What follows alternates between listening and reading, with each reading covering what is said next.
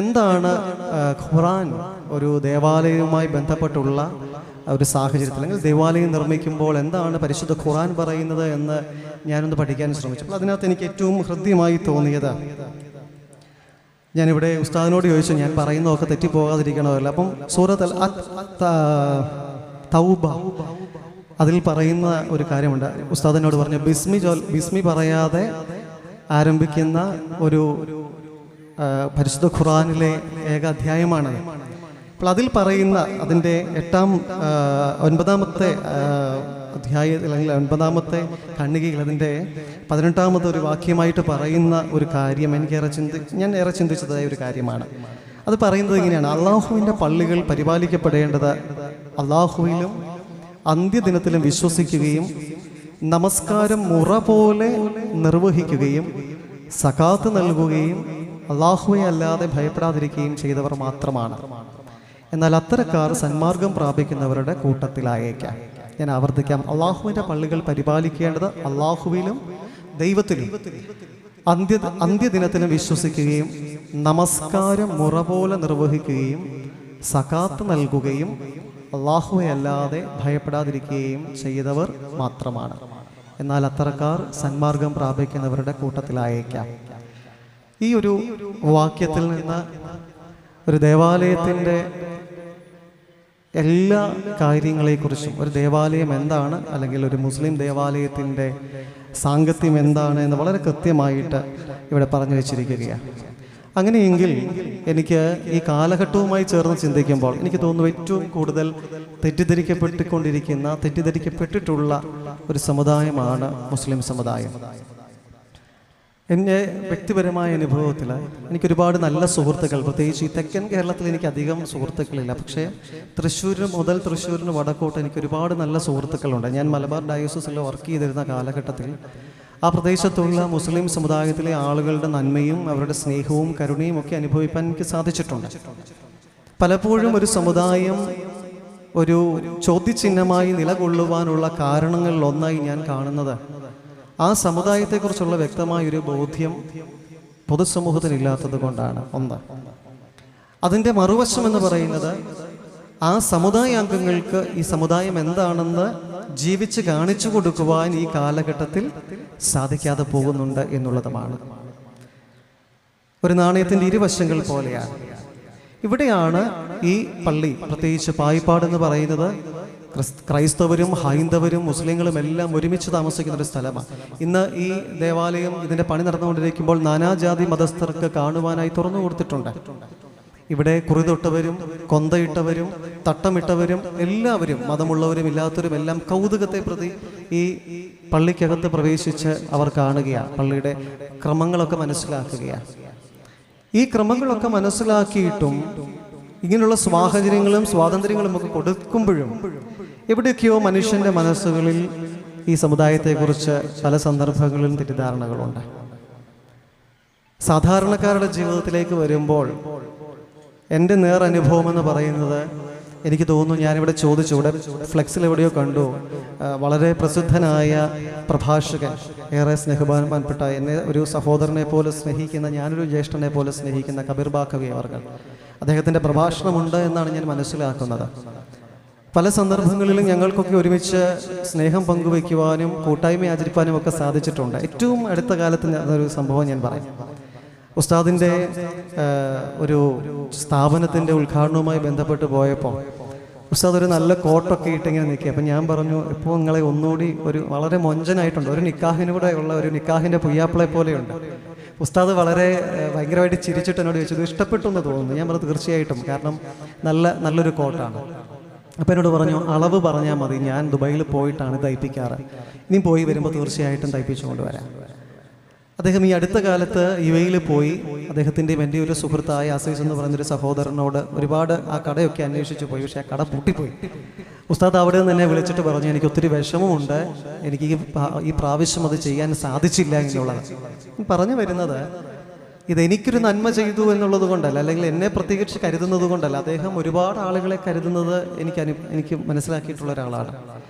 അതുപോലെ തന്നെയാണ് മലബാറിലുള്ള പല വീടുകളിലും ജാതിയോ മതമോ വർഗമോ വർണ്ണമോ ഒന്നും നോക്കാതെ മനുഷ്യനെ മനുഷ്യനായി കാണുന്ന ഒരു വലിയ ഒരു മാനവികതയുടെ തലം കാത്തു സൂക്ഷിക്കുന്ന ഒരു സമുദായം കൂടിയാണ് ഇസ്ലാം സമുദായം, മുസ്ലിം സമുദായം എന്ന് പറയുന്നത്. അപ്പോൾ അങ്ങനെയുള്ള ഒരു സമുദായത്തിൻ്റെ ഒരു ദേവാലയം പണി കഴിപ്പിച്ച് അതിൻ്റെ ഒരു ഉദ്ഘാടന വേദിയിൽ നിൽക്കുമ്പോൾ തീർച്ചയായിട്ടും ഈ പഞ്ചശീലങ്ങൾ അല്ലെങ്കിൽ 5 കാര്യങ്ങളാണല്ലോ ഇസ്ലാമിനെ അല്ലെങ്കിൽ ഇസ്ലാമിൻ്റെ ജീവിതത്തിൻ്റെ ഭാഗമായിരിക്കുന്നത്, വിശ്വാസത്തിൻ്റെ അടിസ്ഥാനം എന്ന് പറയുന്നത്. അത് പ്രൊഫഷൻ ഓഫ് ഫെയ്ത്ത്, വിശ്വാസത്തെക്കുറിച്ചുള്ള പ്രകീർത്തനവും അതുപോലെ തന്നെ പ്രാർത്ഥനയും സകാത്തും ഉപവാസവും ഹജ്ജും ഒക്കെ ഉള്ളതായ ഈ 5 കാര്യങ്ങളിൽ നിബന്ധിതമായിരിക്കുന്ന ക്രമീകരിക്കപ്പെട്ടിരിക്കുന്ന ഈ ഒരു സമുദായത്തിൻ്റെ മുന്നോട്ടുള്ള യാത്ര, പ്രത്യേകിച്ച് ഈ പായിപ്പാട് പ്രദേശത്തുള്ള ആളുകൾ ഈ ഇസ്ലാമിൻ്റെ വിശ്വാസധാരയിൽ നിൽക്കുമ്പോൾ എനിക്ക് നിങ്ങളോട് പറയാനുള്ളൊരു കാര്യം, വിശ്വാസം പ്രകീർത്തിക്കപ്പെടുമ്പോൾ, ദൈവത്തിലുള്ള വിശ്വാസം പ്രൊഫസ് ചെയ്യുമ്പോൾ, പ്രകീർത്തിക്കുമ്പോൾ ആ പ്രകീർത്തനത്തിൽ സമൂഹത്തെ ചേർത്ത് നിർത്തുവാനുള്ള ഒരു വലിയ ഉത്തരവാദിത്തം വിശ്വാസികൾക്കുണ്ട്. തസൂഫിൻ്റെ മാർഗത്തിലേക്ക് വരുമ്പോൾ റാബിയ എന്ന് പറയുന്ന ഒരു സൂഫി വനിതയെക്കുറിച്ച് നമുക്ക് മനസ്സിലാക്കാൻ സാധിക്കും. എനിക്ക് ഏറ്റവും എക്കാലവും ഇഷ്ടമായിരിക്കുന്ന റാബിയയുടെ ഒരു പ്രാർത്ഥനയുണ്ട്. അവരിങ്ങനെയാണ് പ്രാർത്ഥിച്ചിരുന്നത്: ദൈവമേ, ഞാൻ എൻ്റെ നന്മകൾക്ക് വേണ്ടി, എൻ്റെ സ്വാർത്ഥമായ ഇച്ഛയ്ക്ക് വേണ്ടി ആണ് നിന്നോട് ഇരക്കുന്നത് എങ്കിൽ നീ എൻ്റെ പ്രാർത്ഥന കേൾക്കരുത്. എൻ്റെ സ്വാർത്ഥതകളും എൻ്റെ വ്യക്തിപരമായ ആവശ്യങ്ങൾക്ക് വേണ്ടി മാത്രമാണ് ഞാൻ നിന്നോട് ദുആ ഇരക്കുന്നതെങ്കിൽ നീ അത് കേൾക്കരുത്. മറിച്ച് എൻ്റെ പാപങ്ങളുടെ പുറതിക്കും സർവ്വ സൃഷ്ടിജാലങ്ങളുടെയും നന്മയ്ക്കും വേണ്ടി ഞാൻ നിന്നോട് ഇരക്കുമ്പോൾ നിന്റെ സൃഷ്ടിയുടെ ഭാഗം എന്ന നിലയിൽ ആ വലിയ സമൂഹത്തോട് ചേർന്ന് നീ എന്നെ അനുഗ്രഹിക്കണം. എത്ര അർത്ഥവത്തായ പ്രാർത്ഥനയാണ്. ഞാൻ എൻ്റെ വാക്കുകൾ ആവർത്തിക്കുക.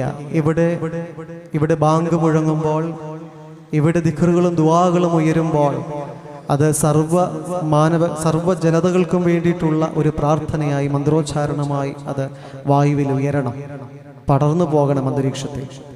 രണ്ടാമതായി, തീർച്ചയായും ഇവിടെ പ്രാർത്ഥനകൾ നിർവഹിക്കപ്പെടുമ്പോൾ പ്രാർത്ഥനയിൽ വിശുദ്ധ ബൈബിളിൽ പറയുന്നുണ്ട്, പ്രവൃത്തിയില്ലാത്ത വിശ്വാസം വ്യർത്ഥമാണ്, നിർജീവമാണ്. വിശുദ്ധ ബൈബിളിൽ പർവ്വത പ്രസംഗത്തിൽ യേശുതമ്പുരാൻ പറയുന്ന ഒരു കാര്യമുണ്ട്: ഹൃദയശുദ്ധിയുള്ളവർ ഭാഗ്യവാന്മാർ, അവർ ദൈവത്തെ കാണും. ബൈബിളിലെ എനിക്ക് ഏറ്റവും ഇഷ്ടമുള്ള വാക്യങ്ങളിലൊന്നാണ്: ഹൃദയശുദ്ധിയുള്ളവർ ഭാഗ്യവാന്മാർ, അവർ ദൈവത്തെ കാണും. വിശ്വാസം പ്രകീർത്തിക്കുമ്പോൾ, അത് പ്രാർത്ഥനയായി മാറുമ്പോൾ ആ പ്രാർത്ഥന തീർച്ചയായും ഹൃദയശുദ്ധിയിൽ നിന്ന് ആവണം. അതിലേക്കാണ് ഞാൻ വരുന്നത്. കേവലം നമസ്കാരങ്ങൾ 5 നേരം നമസ്കരിക്കുന്നു. പണ്ഡിതന്മാർ പറയുന്നുണ്ട്, സുറിയാനിക്കാരായ ഞങ്ങളെ സംബന്ധിച്ചിടത്തോളം ഞങ്ങൾക്ക് 7 യാമമാണ് നമസ്കാരം. അത് രാജാവും നബിയുമായ ദാവീദ് തൻ്റെ സങ്കീർത്തനങ്ങളിൽ പറഞ്ഞുകൊണ്ട്, ഞാൻ ദിവസത്തിൽ 7 വട്ടം ദൈവത്തെ സ്തുതിച്ചു. യഹൂദ ആരാധനയും ക്രൈസ്തവ ആരാധനയും ഒക്കെ പഠിച്ചു വരുമ്പോൾ 7 യാമങ്ങളിലുള്ള നമസ്കാരം, കുമ്പിട്ടുള്ള നമസ്കാരമാണ് സുറിയാനിക്കാർക്കുള്ളത്. പലപ്പോഴും നിങ്ങൾ എത്ര പേർക്ക് അതറിയാമെന്ന് എനിക്കറിയില്ല. ഞങ്ങൾക്കും സുജൂദൊക്കെ ഉണ്ട്. സുജൂദ് എന്ന് പറയുമ്പോൾ സഗത്തോ എന്ന് പറയുന്ന സുറിയാനി പദമുണ്ട്. സ്ഗേദ് എന്നാണ് അതിൻ്റെ ക്രിയാധാതു. സ്ഗേദ്, നമസ്കരിക്കുക, സാഷ്ടാംഗം പ്രണമിക്കുക. ഈ സുറിയാനി ഭാഷയിൽ ഗാമലിൻ്റെ അടിയിൽ ഒരു വരയിട്ടാൽ അത് ജായായിട്ടാണ് പ്രൊനൗൺസ് ചെയ്യേണ്ടത്, അതിൻ്റെ വ്യാകരണ നിയമം അനുസരിച്ച്.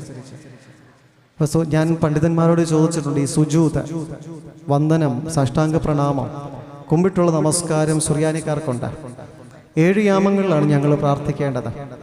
അത് 5ആയും 3ആയും ഒക്കെ ഈ കാലഘട്ടത്തിൻ്റെ ആവശ്യങ്ങൾക്കനുസരിച്ച് വിശ്വാസികൾക്ക് സഭ അത് കൽപ്പിച്ചു കൊടുത്തിട്ടുണ്ട്, അതിൻ്റെ അയവുകളും ഒഴിവുകളുമൊക്കെ.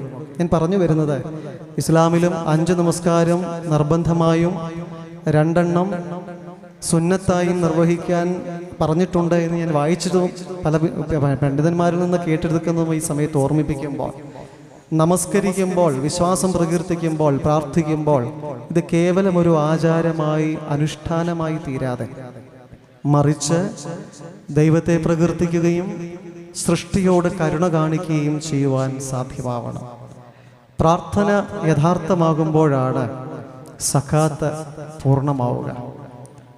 പ്രാർത്ഥനയുടെ ബഹിർസ്ഫുരണമാണ്, ഒരു വ്യക്തിയുടെ പ്രാർത്ഥനയുടെ പ്രതിഫലനമാണ് അവൻ നൽകുന്ന സകാത്ത് എന്ന് പറയുന്നത്.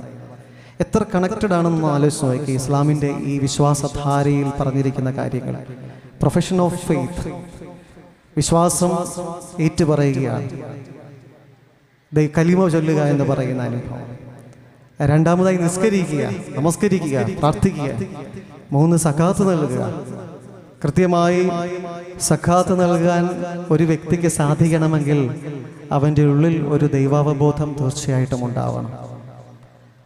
ഞാൻ ഈ സമയത്ത് പറയാൻ ആഗ്രഹിക്കുക, ഈ കഴിഞ്ഞ പെരുന്നാളിൽ എൻ്റെ 3 സുഹൃത്തുക്കൾ, ഞാൻ താമസിക്കുന്നത് ഇവിടെ മല്ലപ്പള്ളി അടുത്തുള്ള ആനിക്കാട് എന്ന് പറയുന്ന ഒരു ഗ്രാമത്തിലാണ്. അവിടെ ഞങ്ങൾക്ക് ഒരു കുന്നിൻ്റെ മുകളിൽ ഒരു ആശ്രമമുണ്ട്, മോർ ഗ്രിഗോറിയോസ് ദേറ. ആ ദേറായിലെ അംഗമാണ് ഞാൻ. ആ ആശ്രമത്തോട് ചേർന്ന് ഇപ്പോൾ 2 വർഷമായിട്ട് ഞങ്ങൾക്കൊരു പെയിൻ ആൻഡ് പാലിയേറ്റീവ് പ്രവർത്തിക്കുന്നുണ്ട്. അവിടെ എൻ്റെ പല സുഹൃത്തുക്കളും, പ്രത്യേകിച്ച് മലബാറിൽ നിന്നും അതുപോലെ തന്നെ തെക്കൻ കേരളത്തിൽ നിന്നുമൊക്കെ എനിക്ക് സുഹൃത്തുക്കളൊക്കെ അവിടെ വരാറുണ്ട്. ഈ അടുത്ത കാലത്ത് എൻ്റെ ഒരു സുഹൃത്ത് അവിടെ വന്ന സമയത്താണ് അദ്ദേഹം വരുമ്പോൾ ഞാൻ അവിടെ രോഗികളെ പരിചരിച്ചുകൊണ്ടിരിക്കുകയാണ്. കുറേ നേരം അദ്ദേഹം നോക്കി നിന്നിട്ട് എന്നോട് പറഞ്ഞു, ഫാദർ, പലപ്പോഴും സ്വന്തം മാതാപിതാക്കന്മാരുടെ മലമൂത്രം എടുക്കുവാൻ, വിസർജ്യങ്ങൾ എടുക്കുവാൻ മക്കൾക്ക് പോലും ബുദ്ധിമുട്ടാണ്. പക്ഷേ ഈ മുറിവുകൾ കഴുകുമ്പോഴും വെച്ച് കെട്ടുമ്പോഴും ഈ മലമൂത്ര വിസർജ്യമൊക്കെ എടുക്കുമ്പോഴും ഈ അത്തറുകളെ ഇത്രയും ഇഷ്ടപ്പെടുന്ന നിങ്ങൾക്ക് എങ്ങനെയാണ് അതിനോട് സമരസപ്പെട്ടു പോകുവാൻ സാധിക്കുക എന്ന്. കാരണം എൻ്റെ അത്തറുകളുടെ ഒരു പ്രൊഡ്യൂസറിൽ ഒരാളാണ് അദ്ദേഹം. കാരണം ഞാൻ ഏറ്റവും ഇഷ്ടപ്പെടുന്നൊരു കാര്യമാണ് അത്തറുകൾ. അപ്പോൾ അദ്ദേഹത്തിന് അറിയാം എൻ്റെ ഒരു വേവ് ലെങ്ത് എന്താണെന്നുള്ളത്. അപ്പോൾ എന്നോട് ചോദിച്ചൊരു ചോദ്യമാണ്, എങ്ങനെയാണ് നിങ്ങൾക്ക് ഇങ്ങനെ ചെയ്യാൻ സാധിക്കുക? ഞാൻ കൊടുത്തൊരു മറുപടി ഇതായിരുന്നു, നമ്മളെല്ലാം ഈ ഒരു അവസ്ഥയിലൂടെ കടന്നു പോകും. ഈ അവസ്ഥയിലൂടെ കടന്നു പോകുമ്പോൾ നമ്മൾ ഇന്ന് ആർക്കെങ്കിലും ഒരു നന്മ ചെയ്താൽ നമുക്കാരുമില്ലാതെ വരുന്ന, നമുക്ക് ആവശ്യമുള്ളൊരു സമയത്ത് ദൈവം ആളുകളെ ഒരുക്കും. ആ ഒറ്റ ചിന്ത മാത്രമേ എൻ്റെ മനസ്സിലുള്ളൂ. കാരണം ഞാൻ അവിവാഹിതനാണ്, കുട്ടികളില്ല, കുടുംബമില്ല. അതുകൊണ്ട് തന്നെ ആർക്കെങ്കിലുമൊക്കെ കൂടുതൽ നന്മ ചെയ്തുവെങ്കിൽ മാത്രമേ ഒരു അവസാന നിമിഷത്തിൽ നല്ലൊരു അന്ത്യത്തിന് എനിക്കൊരു യോഗ്യത കിട്ടുകയുള്ളൂ. അതാണ് എന്നെ ഭരിക്കുന്നൊരു ചിന്ത. ഞാൻ പറഞ്ഞു വന്നത്, അത് കണ്ടതിന് ശേഷം അദ്ദേഹം ഈ കഴിഞ്ഞ പെരുന്നാളിൻ്റെ സമയത്ത് ഖത്തറിൽ നിന്ന് എന്നെ വിളിച്ചിട്ട് പറഞ്ഞു, ഒത്തിരി രൂപയൊന്നും ഇല്ല, പക്ഷെ കുറച്ച് പൈസ ഞാൻ മാറ്റിവെച്ചിട്ടുണ്ട് ഈ നോമ്പിൽ സക്കാത്ത് നൽകാൻ. ഈ പ്രാവശ്യം അത് ഈ സ്ഥാപനത്തിന് നൽകാൻ ഞാൻ ആഗ്രഹിക്കുകയാണ്. ഞാൻ പറഞ്ഞു, വളരെ സന്തോഷം. ഞാനിത് പറയാനുള്ള കാരണം, ഈ സക്കാത്ത് നൽകുന്നതിനെക്കുറിച്ചൊക്കെ വ്യത്യസ്തങ്ങളും വിവിധങ്ങളുമായ പഠനങ്ങളും പഠിപ്പീരുകളും മുസ്ലിം സമുദായത്തിലുണ്ട് എന്നെനിക്കറിയാം. സലാം മടക്കുന്നതുമായി ബന്ധപ്പെട്ടുള്ള ചിന്താധാരകൾ തന്നെയാണ്.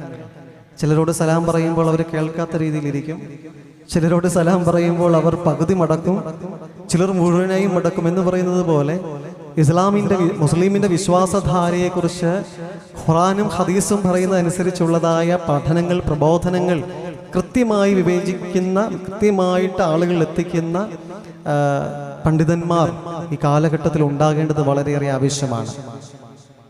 പ്രാർത്ഥനയുടെ ബഹിർസ്ഫുരണമാണ്, പ്രാർത്ഥനയുടെ പ്രതിഫലനമാണ് ഒരുവൻ്റെ ദാനധർമ്മം എന്ന് പറയുന്നത്.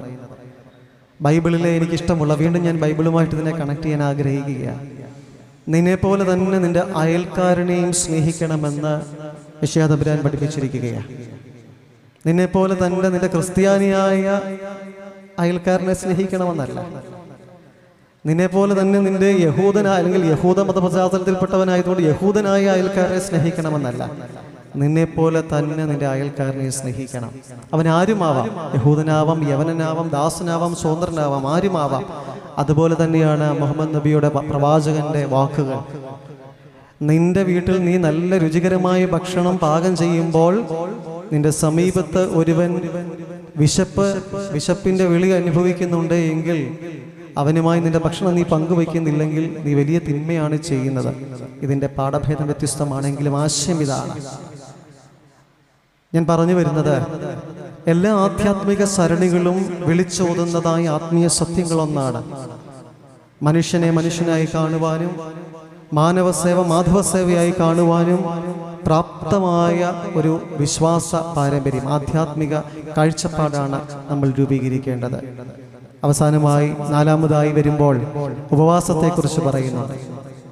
ഞാൻ പല സന്ദർഭങ്ങളിലും എൻ്റെ സൺഡേ സ്കൂൾ ക്ലാസ്സുകളിലും ഞങ്ങളുടെ മർത്തമറിയം വനിതാ സമാജത്തിലുമൊക്കെ ഞാൻ പറയാറുണ്ട്, നോമ്പെടുക്കുന്നതായ മുസ്ലിം സഹോദരങ്ങളെക്കുറിച്ച്.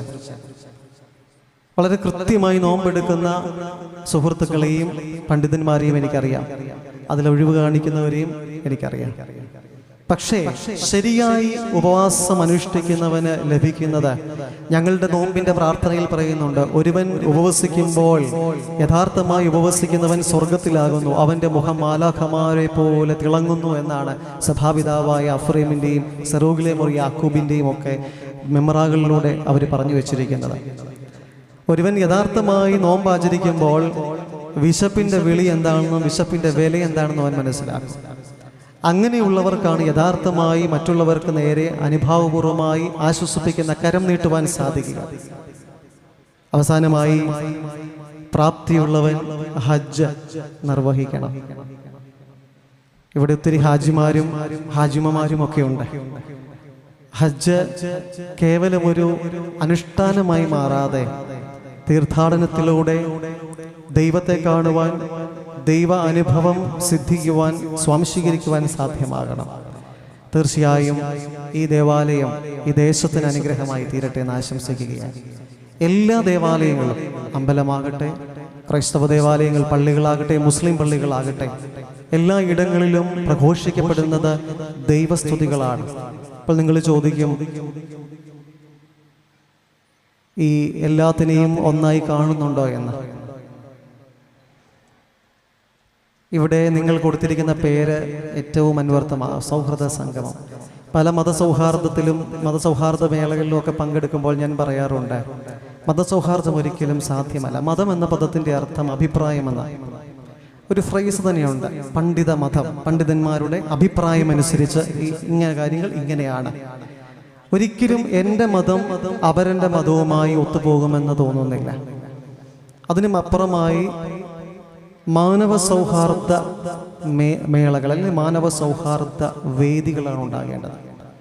മനുഷ്യനെ തിരിച്ചറിയുമ്പോൾ, ഒരുവൻ അവരിലെ ആധ്യാത്മികത തിരിച്ചറിയുമ്പോൾ തീർച്ചയായും ദൈവാവബോധം അവിടെ ഉണ്ടാവും. ബൈബിളിൽ ഒരു വചനമുണ്ട്, മറ്റുള്ളവർ നിങ്ങളുടെ നല്ല നടപടികളെ കണ്ട് സ്വർഗസ്ഥനായ ദൈവത്തെ മഹത്വപ്പെടുത്തട്ടെ എന്ന്. മറ്റുള്ളവർ നിങ്ങളുടെ നല്ല നടപടികളെ കണ്ട് സ്വർഗസ്ഥനായ ദൈവത്തെ മഹത്വപ്പെടുത്തട്ടെ. നമ്മുടെ നല്ല നടപടികൾ കണ്ടിട്ടാണ് ഒരുവൻ വിശ്വാസധാരയെ സ്വീകരിക്കേണ്ടത്. ഇസ്ലാം ഒരു തുറവിയുടെ അനുഭവമാണ്, ശാന്തിയുടെയും സമാധാനത്തിൻ്റെയും മതം, അഭിപ്രായം അല്ലെങ്കിൽ ആധ്യാത്മിക പാത. ഈ പാതയിൽ യാത്ര ചെയ്യുന്നവർക്ക് ഈ കാലഘട്ടത്തിൽ ഒരു വലിയ ഉത്തരവാദിത്വമുണ്ട്. ഈ പാതയുടെ സൗന്ദര്യവും ഈ പാതയുടെ സൗകുമാര്യവും പൊതുസമൂഹത്തിന് കാണിച്ചു കൊടുക്കുവാൻ എങ്ങനെയാണ്? ജീവിതത്തിലൂടെ, മറ്റുള്ളവരുമായിട്ടുള്ള ഇടപാടുകളിലൂടെ. പലപ്പോഴും ഈ കാലഘട്ടത്തിൽ ഒത്തിരി വ്യത്യാസങ്ങളുണ്ട്. പ്രത്യേകിച്ച് ചെറുപ്പക്കാരായ പണ്ഡിതന്മാർ ഒരുപാട് അഡ്വാൻസ്ഡ് ആയിട്ടിരിക്കുന്ന ഒരു കാലഘട്ടമാണിത്. മറ്റ് മാധ്യമങ്ങളിലൂടെ, നവമാധ്യമങ്ങളിലൂടെയൊക്കെ വളരെ കൃത്യമായി ഈ മതത്തിൻ്റെ അല്ലെങ്കിൽ ഈ ആധ്യാത്മിക സരണിയുടെ സരളമായ പാഠങ്ങൾ മറ്റുള്ളവർക്ക് പകർന്നു കൊടുക്കുവാൻ അവർക്ക് സാധിക്കുന്നുണ്ട്. നല്ല കാര്യം. അങ്ങനെ ആളുകൾക്ക് തെറ്റിദ്ധാരണകളൊക്കെ മാറി നമ്മളെല്ലാവരും ഒന്നാണ്.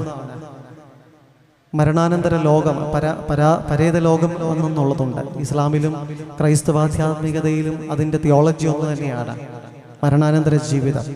ഈ ഭൂമിയിലെ ജീവിതത്തിന് ശേഷം നമുക്കൊരു ജീവിതമുണ്ട്. ഈ ഭൂമിയിൽ നമ്മൾ അധ്വാനിക്കുന്നതെല്ലാം പരലോകത്തിലെ ഒരു നന്മയ്ക്ക് വേണ്ടിയിട്ടാണ്.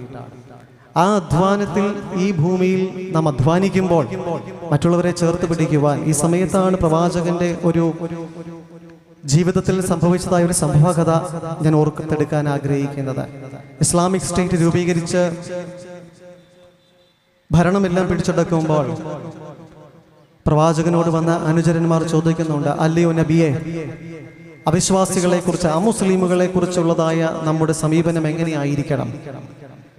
പ്രവാചകൻ പറയുന്നുണ്ട്, അമിതമായി അവരെ പീഡിപ്പിക്കുകയോ അവരിൽ നിന്ന് അമിതമായി നികുതി പിരിക്കുകയോ ചെയ്യുന്നവൻ, അവരെ ദിമ്മികളെന്നാണ് സംബോധന ചെയ്തിരിക്കുന്നത്.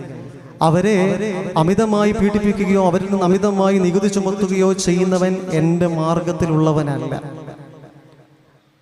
ഇവിടെ ഇസ്ലാമിൻ്റെ ചിന്താധാരയിലായിരിക്കുന്ന പ്രിയപ്പെട്ടവർ ഓർക്കണം, അമുസ്ലിമുകളോടുള്ള നിങ്ങളുടെ സമീപനം എന്താണ്? അമുസ്ലിമുകളോടുള്ളതായ നിങ്ങളുടെ സമീപനം എങ്ങനെയായിരിക്കണമെന്നാണ് പ്രവാചകൻ പഠിപ്പിച്ചിരിക്കുന്നത്. നിന്റെ അയൽപക്കത്ത് ഒരുവൻ ഭക്ഷണമില്ലാതെ വിലയുന്നുവെങ്കിൽ, നിന്റെ വീട്ടിൽ മേൽത്തരമായ ഭക്ഷണം ഉണ്ടെങ്കിൽ നീ അവനുമായി പങ്കുവയ്ക്കണം. പങ്കുവയ്പ്പിൻ്റെയും പ്രാർത്ഥനയുടെയും പരിത്യാഗത്തിൻ്റെയും നോമ്പിൻ്റെയും ഉപവാസത്തിൻ്റെയും ഒരു ചിന്താധാരയാണ്, ആധ്യാത്മിക ധാരയാണ് ഇസ്ലാം. അതിൽ ആയിരിക്കുന്നവർ അതിൽ നന്മയിൽ മുന്നേറുക. മറ്റുള്ളവർ നിങ്ങളുടെ നല്ല നടപടികൾ കണ്ട് ദൈവത്തെ മഹത്വപ്പെടുത്തട്ടെ. ഈ ദേവാലയം, പള്ളി ദേശത്തിന് അനുഗ്രഹമാകട്ടെ. ഒരു പള്ളി വരുമ്പോൾ ആ പള്ളിയോട് ചുറ്റുപാടും ഒരുപാട് ആളുകൾക്ക് ഒരുപാട് ജീവിത സന്ധാരണത്തിനുള്ള മാർഗമുണ്ട്. പ്രത്യേകിച്ച് പായിപ്പാട് മാർക്കറ്റിൻ്റെ ഒരു മധ്യഭാഗത്താണ്, ശരിക്കും കണ്ണായ സ്ഥലത്താണ് ഈ ദേവാലയം. ഞാനും ഇതിൻ്റെ വാതിലിലൂടെയൊക്കെ കടന്നു പോകുമ്പോൾ ഇടയ്ക്കൊക്കെ നോക്കാറുണ്ട്. ഈ മിനാരത്തിൽ ഓർക്കാറുണ്ട്, ഒരു പഴയ പാട്ടുണ്ട്, കിളിയെ ദിക്റുപാടി കിളിയെ. എനിക്കതിൻ്റെ വരികളോ കൃത്യം ഓർമ്മയില്ല, പക്ഷേ പാട്ടുകളൊക്കെ ഫസീലത്തെയും കണ്ണൂർ സീനത്തുമൊക്കെ പാടി ഇങ്ങനെ ഉള്ളിലിങ്ങനെ കിടക്കുകയാണ്. ഞാൻ പറഞ്ഞു വരുന്നത്, ഇവിടുത്തെ മിനാരത്തിൽ നിന്ന് ബാങ്കുലികൾ ഉയരുമ്പോൾ അത് ഈ ദേശത്തിനുള്ളൊരു ഉണർത്തുപാട്ടായി തീരണം. ദേശക്കാർക്കുള്ള ഒരു സ്വസ്ഥതയുടെ ഒരു സംഗീതമായി മാറണം. അപ്പോഴാണ് സാമൂഹിക സാംസ്കാരിക സമത്വത്തിലേക്ക് വരുവാൻ നമുക്ക് സാധിക്കുക.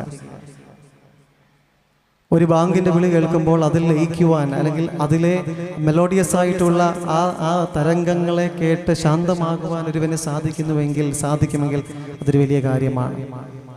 ഞാൻ എൻ്റെ വാക്കുകൾ ഉപസംഹരിക്കുക. എനിക്ക് തോന്നുന്നു ബഹുമാനപ്പെട്ട മിനിസ്റ്റർ ആഗതനായിട്ടുണ്ട്. എല്ലാവിധമായ ഭാവുകങ്ങളും എല്ലാവിധമായ നന്മകളും നേർന്നുകൊണ്ട് എന്നോട് ഇവിടെ പല ചെറുപ്പക്കാരും പറഞ്ഞൊരു പാട്ട് പാടണമെന്ന്. അതുകൊണ്ട് അതിൻ്റെ കാരണക്കാരനും വന്ന് പറയുന്നുണ്ട്. ബഹുമാനപ്പെട്ട മിനിസ്റ്റർ വരുമ്പോൾ അത് ഒത്തിരി പാടാനായിട്ടുള്ള സാഹചര്യമില്ല. ദൈവത്തിന് സ്തുതി. എന്തായാലും ഈ സമയത്ത് അനുയോജ്യമായിട്ടുള്ള ഒരു പാട്ട്, മാപ്പിളപ്പാട്ടെന്ന് പറയുമ്പോൾ മാനവികമായ ഒരുപാട് വിഷയങ്ങൾ അതിൻ്റെ പ്രമേയമായിട്ടുണ്ട്. ഈ നാടിന് പറ്റിയൊരു പാട്ട് തന്നെ പാടാൻ ഞാൻ ആഗ്രഹിക്കുക. സുന്ദര സുരഭില സുമംഗള വിരിയണ സുവർഗത്തിൻ സുഖമുള്ള നാട്, ഹിന്ദുവും മുസൽമാനും ക്രിസ്ത്യനും ഒരുപോലെ ഒരുമയിൽ കഴിയണ വീട്. സുന്ദര സുരഭില സുമംഗള വിരിയണ സുവർഗത്തിൻ സുഖമുള്ള നാട്, ഹിന്ദുവും മുസൽമാനും ക്രിസ്ത്യനും ഒരുപോലെ ഒരുമയിൽ കഴിയണ വീട്. ചർച്ചിലെ മണിയടി ശംഖോലിയിൽ ചേരുന്നു, മസ്ജിദിൻ ബാങ്കോലി മന്ത്രധ്വനിയായി മാറുന്നു. ഓങ്കാരവും ഓശാനയും തക്ബീറും ചേരുന്നു. ക്രിസ്തുമസും ഈദും വിഷുവും ആനന്ദമേകുന്ന പൂങ്കാവ്, പാരിനടുവിലുടയൊണ്ണത്തൊരു പൂങ്കാവ്, പല പല വർണ്ണങ്ങൾ വിരിയണ പൂങ്കാവ്, പല കിളിക്കൂജനമൊഴുകും തേന്മാവ്, നമ്മൾ ഭാരതത്തിൻ ആത്മാവ്. സുന്ദര സുരഭില സുമംഗള വിരിയണ സുവർഗത്തിൻ സുഖമുള്ള നാട്, ഹിന്ദുവും മുസൽമാനും ക്രിസ്ത്യനും ഒരുപോലെ ഒരുമയിൽ കഴിയണ വീട്.